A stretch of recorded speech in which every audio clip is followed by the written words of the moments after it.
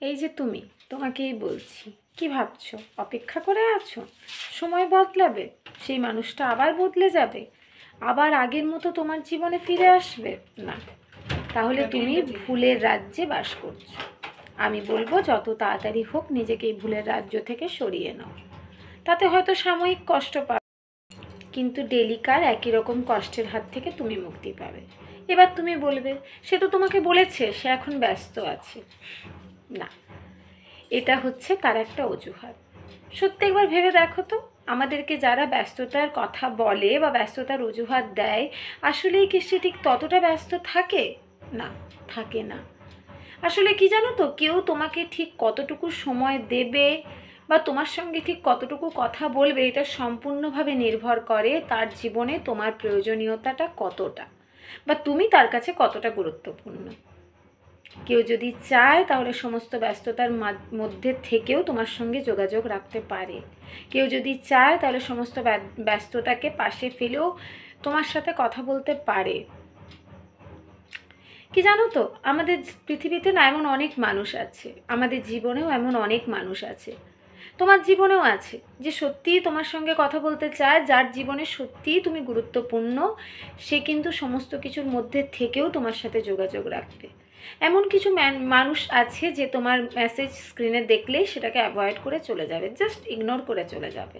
আবার কিছু মানুষ এমনও আছে যারা তোমার চ্যাট বক্স খুলে বারবার দেখে, যাতে তোমার কোনো মেসেজ থেকে থাকলে সাথে সাথেই রিপ্লাই দেওয়া যায়।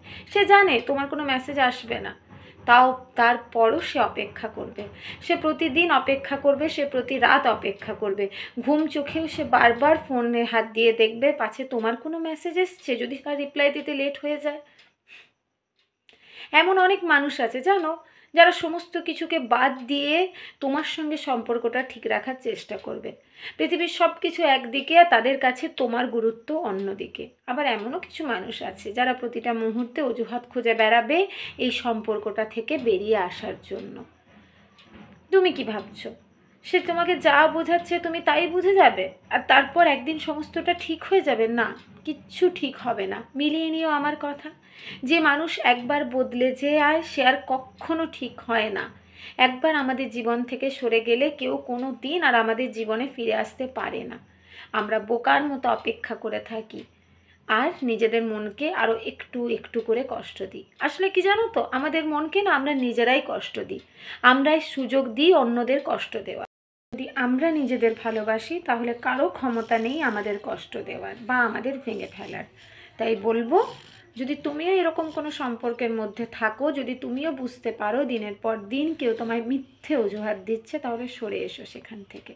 জানি সরে এসো বললেই সরে আসা এতটাও সহজ নয়, তবু বলবো সরে এসো। একা থাকো, নিজের মতো করে থাকো, নতুন করে বাঁচো।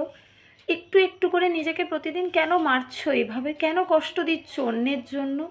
তুমি যার জন্য নিজেকে কষ্ট দিচ্ছ সে কিন্তু তোমাকে ছাড়া দিব্যি আছে, ভালোই আছে।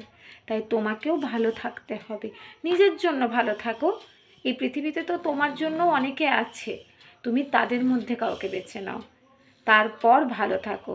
তুমি যদি নিজেকেই নিজে ভালোবাসতে না পারো, তুমি যদি নিজেকেই নিজে কষ্ট দাও, তাহলে অন্যরা তো তোমায় কষ্ট দেবেই। আগে নিজেকে ভালোবাসো, নিজেকে ভালো রাখার দায়িত্ব একমাত্র নিজেরই।